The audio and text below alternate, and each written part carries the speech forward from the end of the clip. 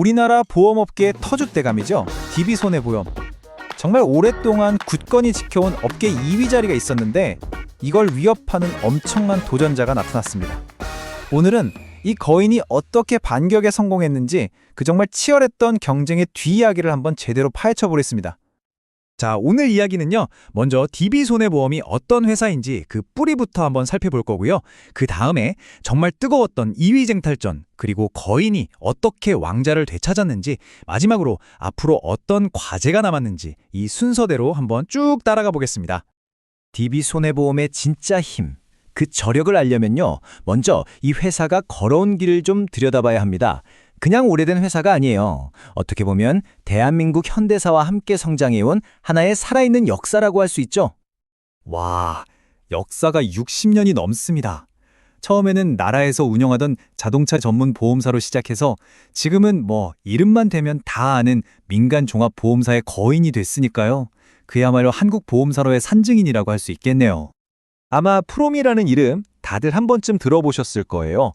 바로 이 브랜드로 자동차 보험부터 장기보험, 일반 보험까지 사실상 손해보험의 모든 영역을 다 하고 있고요. 국내뿐만 아니라 해외에서도 굉장히 공격적으로 사업을 넓혀가고 있습니다. 지분 구조를 한번 볼까요? 창업주 가문이 딱 중심을 잡아주고 있고 또 국민연금 같은 큰 기관 투자자들이 든든하게 받쳐주고 있는 아주 안정적인 모습을 보이고 있죠. 수십 년 동안 DB손해보험은 업계 2위라는 자리를 거의 자기 자리처럼 편안하게 지켜왔습니다. 그런데 말이죠. 이 평화롭던 구도에 갑자기 금이 가기 시작합니다. 정말 오랫동안 손해보험 업계의 서열은 거의 공식 같았어요. 1등은 삼성화재, 2등은 DB손해보험. 이건 바뀔 것 같지 않은 구도였죠. 그런데 만약에 정말 무서운 속도로 치고 올라오는 새로운 경쟁자가 나타나서 이 판을 전부 뒤흔들어 버린다면 어떻게 될까요? 바로 그런 일이 실제로 일어났습니다. 그 주인공은 바로 메리츠 화재였습니다. 정말 무서운 성장세로 치고 올라오더니 결국 2023년에 모두의 예상을 깨고 순이익에서 DB손해보험을 앞지르면서 2위 자리를 잠시 빼앗는 그야말로 엄청난 사건이 벌어집니다. 이 두 회사의 경쟁은요, 그냥 싸움이 아니라 완전히 다른 두 철학의 충돌이었어요.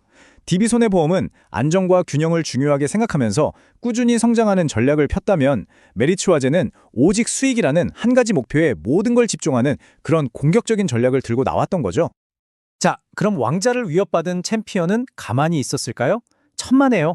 이제부터 DB손해보험의 진짜 반격이 시작됩니다. DB손해보험이 꺼내든 반격 카드는 크게 세 가지였습니다. 첫째는 아주 과감하게 해외 시장을 공략하는 거였고, 둘째는 여러 사업 분야를 골고루 갖춘 안정성, 그리고 마지막은 수십 년간 쌓아온 DB손해보험이라는 이름값, 바로 브랜드 파워였죠. 특히 해외 전략은 정말 대박이었습니다. 2024년 말이 되니까 우리나라 손해보험사들이 해외에서 벌어들인 돈의 절반 이상을 DB손해보험 혼자서 다 가져온 거예요. 이건 압도적이라고밖에 할 말이 없죠. 2023년에 메리츠가 2위 자리를 차지했을 때 시장에서는 다윗이 골리앗을 이겼다고들 말했죠. 하지만 여러분, 이야기는 여기서 끝나지 않았습니다. 진짜 승부는 이제부터였으니까요.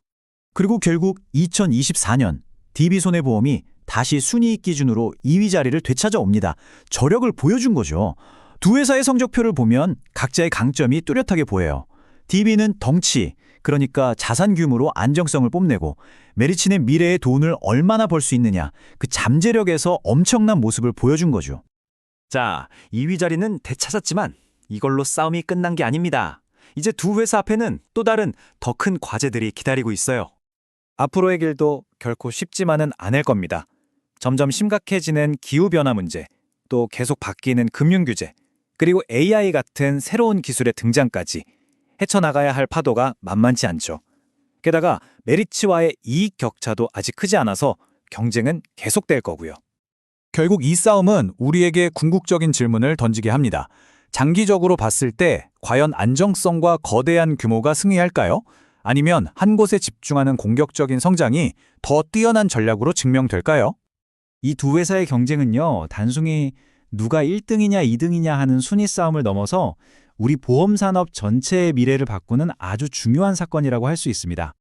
자, 오랜 챔피언은 멋지게 반격해서 왕좌를 되찾았지만 강력한 도전자는 바로 등 뒤까지 쫓아왔습니다. 어떻게 보면 이 치열한 경쟁이 두 회사 모두를 더 강하게 만들고 시장 전체를 더 역동적으로 만들고 있는 셈이죠. 여러분은 어떻게 생각하세요?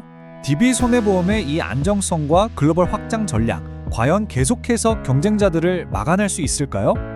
이 흥미진진한 대결에 대한 여러분의 날카로운 분석과 의견 아래 댓글로 자유롭게 남겨주시면 감사하겠습니다. 그리고 이건 꼭 기억해 두세요. 어떤 경우든 투자는 정말 신중하게 깊이 생각하고 접근하셔야 하고요. 모든 결정과 그에 따른 책임은 여러분 자신에게 있다는 점 잊지 마시기 바랍니다. 자, 오늘 이야기는 여기까지입니다. 저는 다음 시간에 더 흥미로운 이야기로 다시 찾아뵙겠습니다. 고맙습니다.